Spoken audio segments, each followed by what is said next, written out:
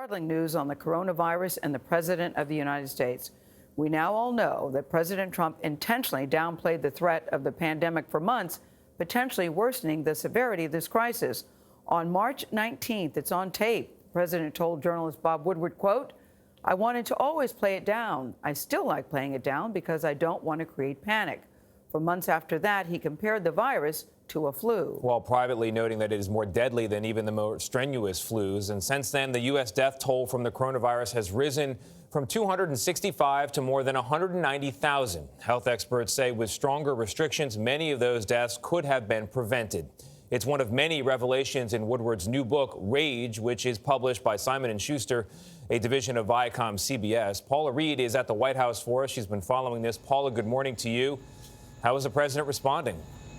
Good morning. Tony, President Trump is addressing this controversy head on. Yesterday, he took questions from reporters where he defended his actions, but now he's also disparaging Bob Woodward, even though over the course of 7 months, he sat down for 18 on-the-record interviews with the legendary journalist. Woodward says he approached this assignment the same way he approached his work in Watergate. He wanted to know what the president knew and when he knew it. On February 7th, Bob Woodward spoke to the president, who had just talked with Chinese President Xi Jinping the day before. In audio recordings obtained by the Washington Post, Mr. Trump admitted to Woodward the severity of the virus. It goes through air, Bob. That's always tougher than the touch. You know, the touch, you don't have to touch things, right? But the air, you just breathe the air, and that's how it's passed. It's also more deadly than your strenuous flus. This is more deadly. This is 5 per, this is 5% versus 1% and less than 1%, so this is deadly stuff. Our country is stronger today. Even after acknowledging the virus was airborne, the president held at least 7 indoor rallies. And despite knowing the flu was not more deadly, Mr. Trump continued to say otherwise. We're finding very little problem. Now, you treat this like a flu. By downplaying the threat, Americans lost time to prepare. We're prepared and we're doing a great job with it, and it will go away. Just stay calm. It will go away. Then in March, Mr. Trump told Woodward the virus was a threat to younger Americans. Now it's turning out it's not just old people, Bob. Just today and yesterday, some startling facts came out. It's not just older young people, to plenty of young people. But then in the following weeks, the president was urging states and schools to reopen, saying this. We'd like to see the schools open early next season and on time.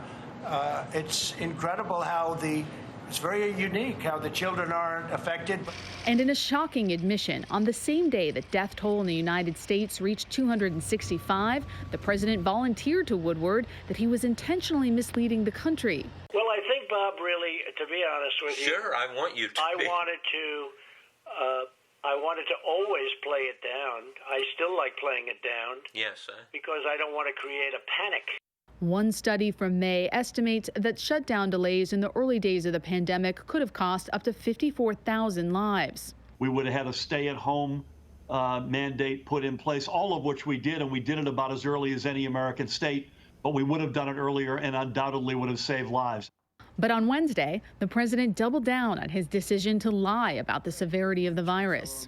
The fact is, I'm a cheerleader for this country. I love our country. And I don't want people to be frightened. I don't want to create panic, as you say. Mr. Trump's Democratic rival, former Vice President Joe Biden, blasted the president. He knew how dangerous it was. And while this deadly disease ripped through our nation, he failed to do his job on purpose. It was a life and death betrayal of the American people. The president says he did not want to invoke fear, but throughout his campaigns and this administration, the president has repeatedly leaned into people's fears about immigration, crime, even low-income housing. Now, Woodward, who is still associated with the Washington Post, is also facing some criticism and questions about whether he should have published this evidence that the president was trying to downplay a deadly pandemic sooner. Now, Woodward responded to questions about that yesterday, saying that he wanted time to be able to vet the president's statements more thoroughly before publishing them. Anthony? Paula, thank you.